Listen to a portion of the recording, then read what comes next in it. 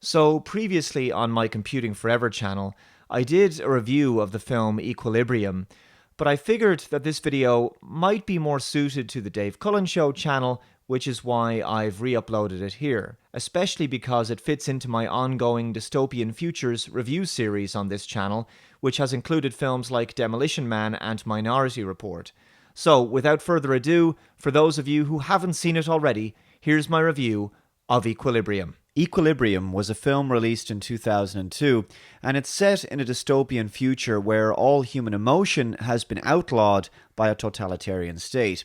After the Third World War, the surviving authorities decided to suppress human feelings through a drug called Prosium 2. All citizens of the city of Libria are required to self-medicate with this drug and ensure that those around them do the same. The film seems somewhat inspired by the likes of Huxley's Brave New World and Orwell's 1984, specifically with regards to the themes of authoritarianism, oppressive government micromanagement and control of human behavior, a total police state, and mass surveillance. The state is run by the governing entity called the Tetragrammaton Council, which is led by a Big Brother-type autocrat figure called Father. He appears on giant screens throughout the city of Libria and communicates with the citizens through propaganda messages designed to reinforce the regime's ruling orthodoxy and ideology. The highest level of law enforcement are the Grammaton clerics, adept in sophisticated martial arts and gun kata. The film's protagonist, played by Christian Bale, is a devout cleric called John Preston. His work as a cleric requires him to locate and destroy what are effectively contraband items that could elicit emotions in some people. Such items include ornaments, artwork, music, photographs, and other personal items. Even something so simple as the decorative frame on a mirror must be destroyed. In this nightmarish future, there is no consideration given to aesthetics. Function and efficiency are prioritized over form, so the architecture and design of this world is bland, cold, sterile, and monolithic.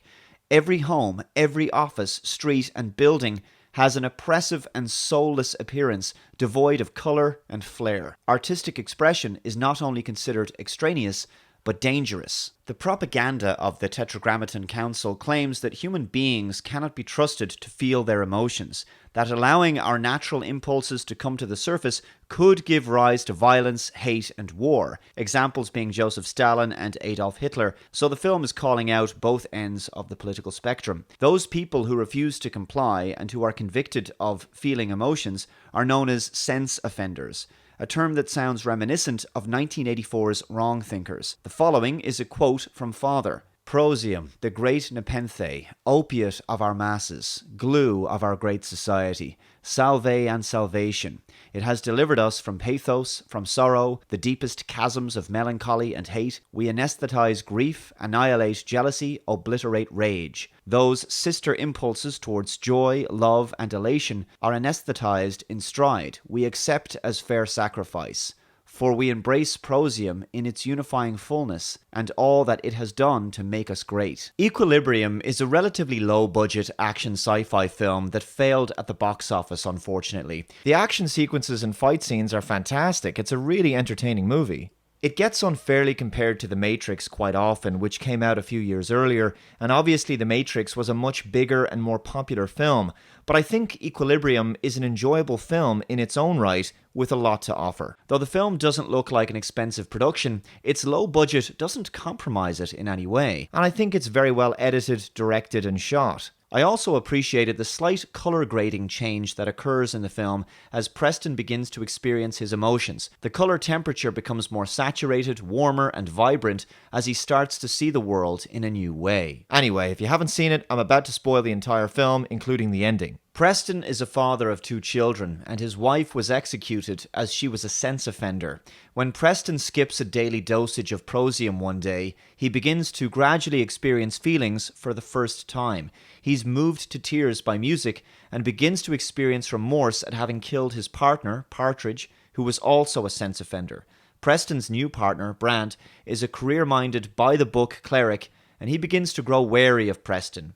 As the story unfolds, Preston begins to develop an emotional relationship with Partridge's girlfriend, Mary O'Brien.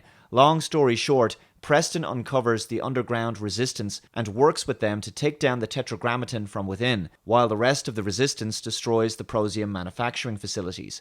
There's some double crosses and twists along the way, but unlike 1984, there's actually a happy ending here. The good guys win, and the rebellion overthrows the totalitarian establishment. The film explores the concept of whether human beings are truly alive if they are unable to feel their emotions, something that Mary O'Brien explains to Preston during her interrogation. Similarly to the 1984 characters of Big Brother and Emmanuel Goldstein, who were thought to possibly be fictitious creations of the inner party, Father has actually been dead for years.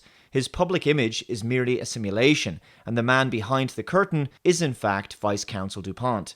A man who rules the people of Libra by encouraging them to suppress their emotions, but he doesn't suppress his own. He feels his emotions as he doesn't take the Prosium drug. This made the character a believable tyrant, as he's ultimately a hypocrite who believes the rules he forces on others don't apply to him. The elites believe themselves to be above the laws. Like in 1984, the inner party feared a violent revolution from the proletariat. 1984, Demolition Man, Equilibrium, they've probably become more relevant as films in recent years, given people's concerns about big government, hate speech laws and censorship, as well as fears about loss of freedom and individual liberty, political correctness and mass surveillance.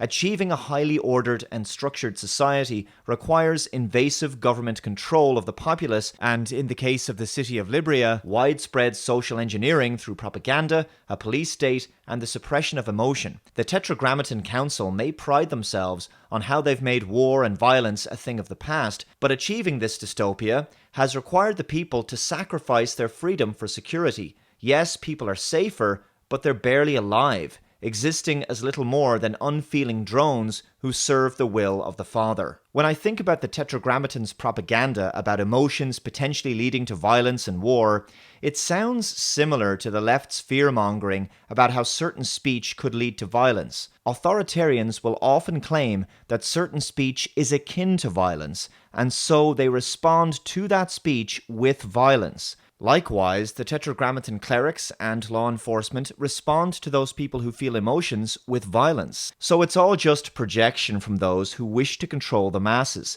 It's ultimately always about control and enforcing ideological conformity. The Prosium drug could be seen as a metaphor for the self-censorship mechanism of political correctness, as Prosium is something that citizens are required to self-medicate with. Political correctness has been described as tyranny in manners. It encourages people to think and behave a particular way by limiting their own free expression. Equilibrium has become a cult classic in recent years, and I think it's a very underrated film. So be sure to check it out, and let me know your thoughts in the comments below. Thanks very much for watching, and I'll see you next time. Bye-bye.